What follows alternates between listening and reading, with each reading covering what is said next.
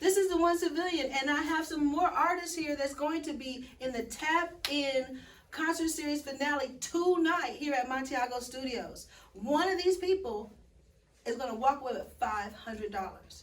So let's get started.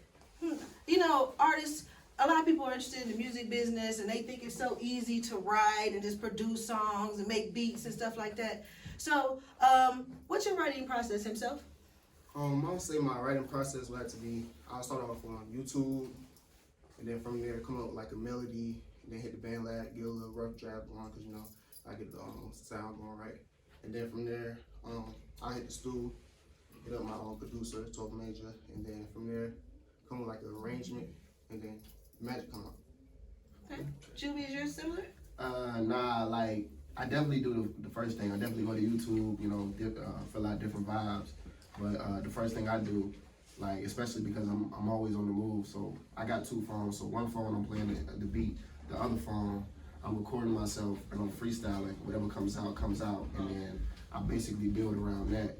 Or I'll just have a concept in my mind or something I want to accomplish with this particular beat, and I just go at it. Okay. What about you, Endo? Me, I really I started making my beat, like I start with a melody, and then I just start forming a beat, and as the melody is going, I just, you know, might come up with a hook or just start flowing, you know, freestyling or whatever. And I start, you know, just typing it up on my phone as it's playing. And like, I pace a lot. For some reason, I don't know, I can't sit still.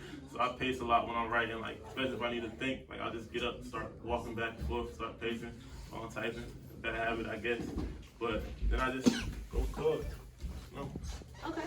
And yeah, 5-star Lani, you're doing a feature with Endo. Tell us about your writing process. I usually try to do my best writing at night.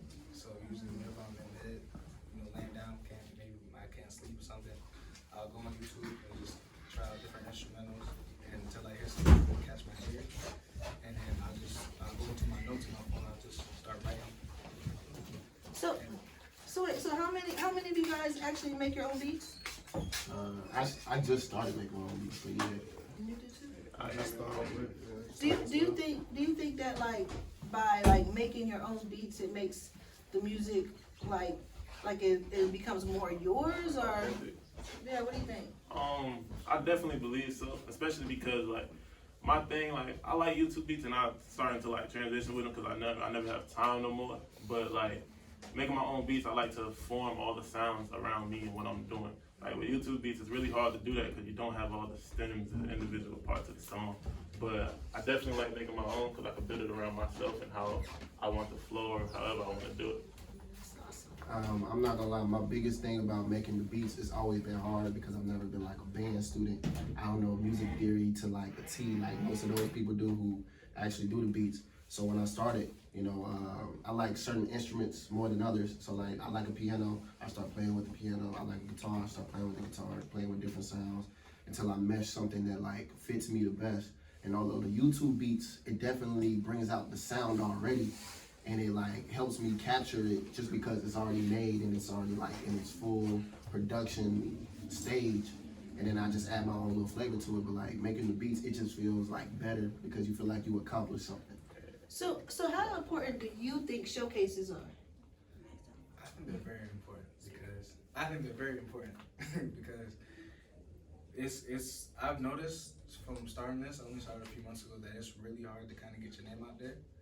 And I feel like showcases are really the best way to do it because I've made a lot of connections from the first Tap In concert to now, and you can definitely tell the difference from the beginning to here to now with the What do you think? Anybody else? activity. I feel like showcase is good because just the networking piece of it, you get to meet different artists, collab with them.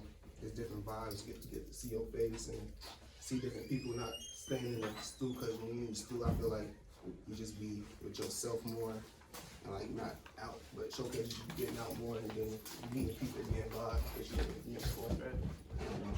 Yeah, that's true. Like, that's what I like about it too. Like, just the connection and meeting people and different energies here, different sounds. Like, all of y'all really, you know, like everyone's got their own different sounds. They all their own individual person, and it's just like making that connection and forming more than just like, oh, I know this artist, but like a bond. You know what I'm saying? Yeah, and I ain't gonna lie, it's good to like find people who's on your same wavelength, people that got that hunger. Because when you go into these different events, everybody got that same mentality. I gotta get put on somehow, and everybody who got that hunger, they just like, okay, you trying to go there? Let's go there together. Like, we gonna make some stuff happen. I mean, it gotta start from somewhere. Everyone's trying to look out for each other, and I like that about this. Exactly. I like Yeah, like that. building a community. That's what I want. that. I want to build a community. And I feel like we are building a community. Absolutely. Okay, last question. I always gotta have one last question. I mean, this is so interesting. I've learned so much just in this interview. What do you think is the most challenging thing for hip hop artists right now? I would say the most challenging thing for hip hop artists, just the internet. Like, I feel like internet got a big piece on it, because internet be wild.